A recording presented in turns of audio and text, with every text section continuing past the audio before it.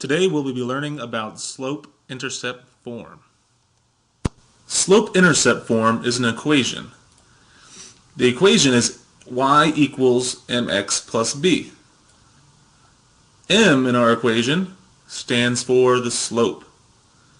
B in our equation stands for our y-intercept. First, we are going to learn about slope. On the next slide, there will be a short video about the adventures of Slope Dude. Remember about what he says about slope in his journey. Welcome to the adventure of Slope Dude. Meet Slope Dude. He loves to ski. We are going to follow him and he'll teach us some important aspects of slope.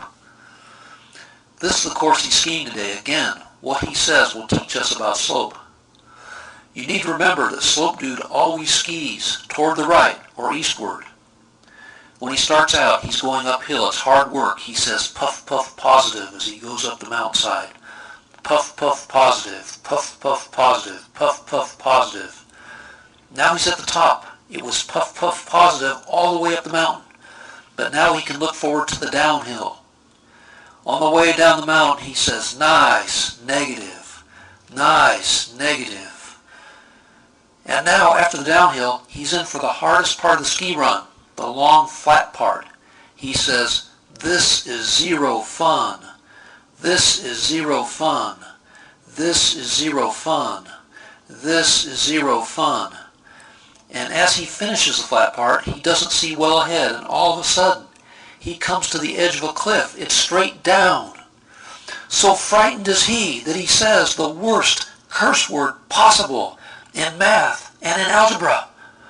Undefined!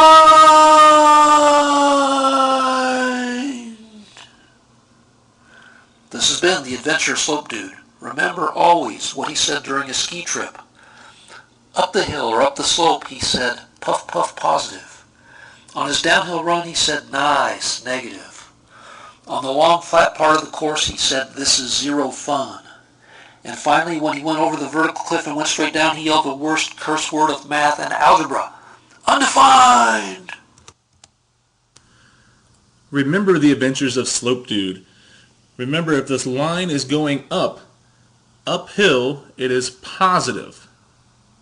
Positive. We read from left to right. We see our slope is going uphill, so therefore it is positive. If it's going downhill from left to right, we say that it is a negative slope. Remember the long flat part of his journey. It is zero fun. It is zero fun. Therefore it is zero slope. And then when the line is straight up and down, this is known as undefined. Next we are going to learn about y-intercept. Remember, y-intercept is the b in our equation. The definition of y-intercept is the point where the graph line crosses the y-axis. As we can see in our example, the y-axis is our vertical axis, remember? It's the axis that goes up and down. So we can see on our example that we have a graph line here that crosses the y-axis at this point. That point right there is point 0,2. So our y-intercept would be 2. A characteristic of the y-intercept is always that the x value is 0. Just like our example we just did, our x value was 0 because it crosses the y-axis, so our point would be 0,2. A non-example would be an undefined slope. Because the slope is straight up and down, it will never cross the y-axis. Therefore, there is no y-intercept. When we have an equation of y equals mx plus b, that tells us how to graph a particular equation. So the first thing I always look for is our y-intercept. So our y-intercept is always that number that is by itself. It's the last number, y equals mx plus b. So our y-intercept in this situation is 2. So that means it's going to cross our y-axis at 2. So I'm going to put a point on our y-axis on 2, 0, 2. Our slope is the number that's with the x. So it's that number that is with that x. So in this case, it is negative 2. Negative 2. So I know that my slope direction is negative. So we have our point here for the y-axis. Our y-intercept at 2. Our slope is negative 2. That means we need to go down 2, 1, 2, and over 1. And we get another point. So now we have 2 points. I'm going to do it one more time from our new point. We're going to go down 2, 1, 2, over 1. And we get one more point. So we have 3 points here.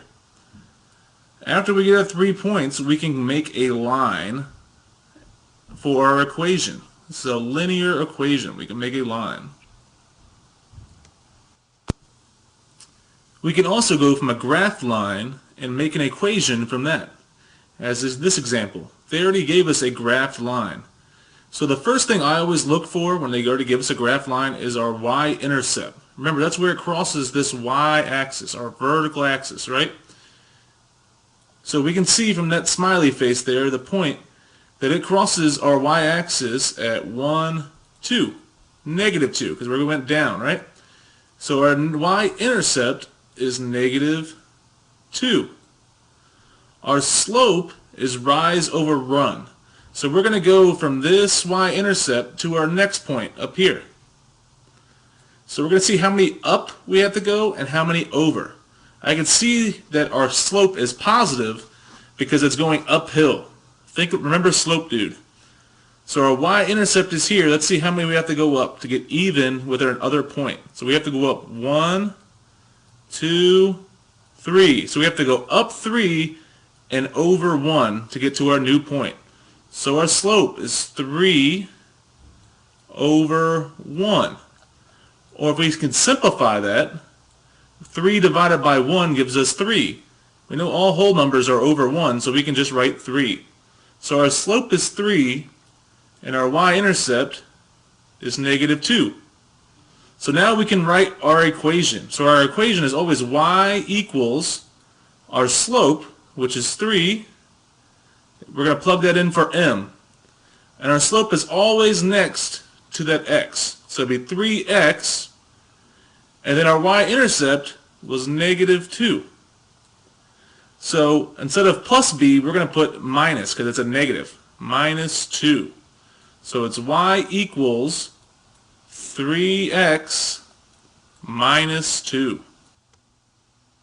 This concludes our notes on slope-intercept form. Remember, the equation is y equals mx plus b. M represents the slope, which we remember as rise over run. B is the y-intercept. That's where the graph line crosses the y-axis.